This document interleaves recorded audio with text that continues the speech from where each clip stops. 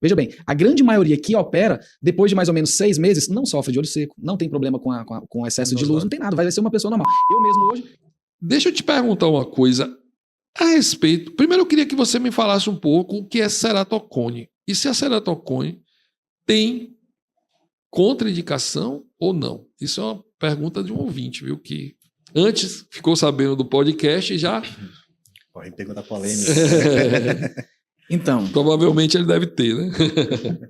A ceratocone, ela é uma doença, né, na córnea, de caráter genético e que pode, por vezes, ser adquirido. Como, doutor? Crianças que têm extrema alergia nos olhos e têm o hábito de coçar vigorosamente.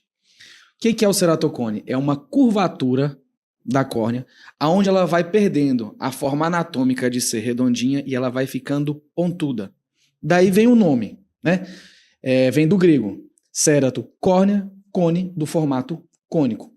Ela vai perdendo a sua estrutura e ela vai ficando pontuda. O que é o ceratocone na cirurgia refrativa? É uma contraindicação, tá? Por que é uma contraindicação? O laser ele pode ser feito para poder tirar os graus, mas aquela córnea ela é mais plástica, ela é mais maleável, ela é menos, como é que eu posso te dizer? Ela é menos intuitiva, você não consegue dizer como aquela córnea vai ficar. Você não consegue prever o jeito que ela vai ficar. Então aquele cone, em vez de ele ficar do jeito que ele estava, às vezes ele poderia ser um cone estável, ele vai instabilizar e vai ficar de uma maneira muito grave e às vezes pode ir até para um transplante de córnea. Em alguns serviços, né, a gente diz que a oftalmologia realmente são entusiastas em testar e fazer provas terapêuticas. Tem alguns grupos, sim, né, não vou falar o contrário, que não existe, porque existe. Lá na Europa, em alguns lugares, os cones iniciais são tratados com algum tipo de laser. Não para tirar grau, mas para poder tentar modular ele e depois faz um laser em cima, que eu e o Bernardo também fazemos aqui, que é chamado de crosslink, para poder endurecer essa córnea.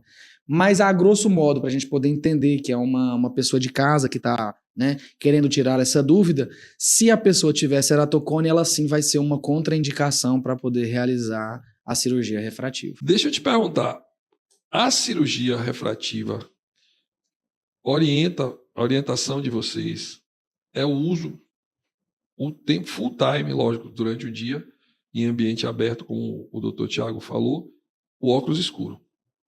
Isso, porque os pacientes costumam dizer, e eu acho que isso é fato, que existe como se fosse um aumento da luminosidade, né?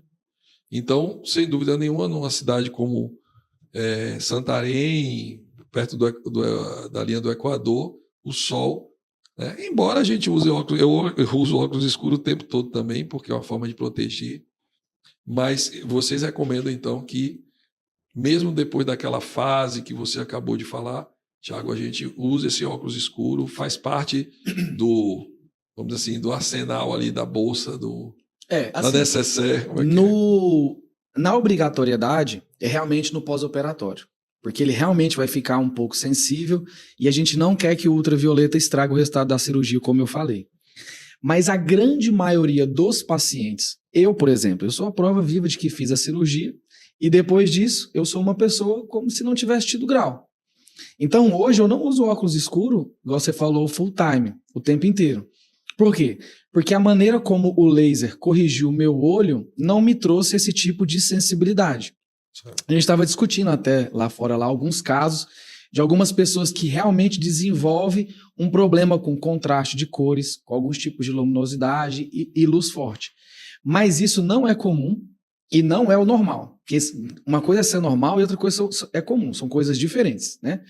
E isso não é normal e nem comum. Por que isso pode acontecer?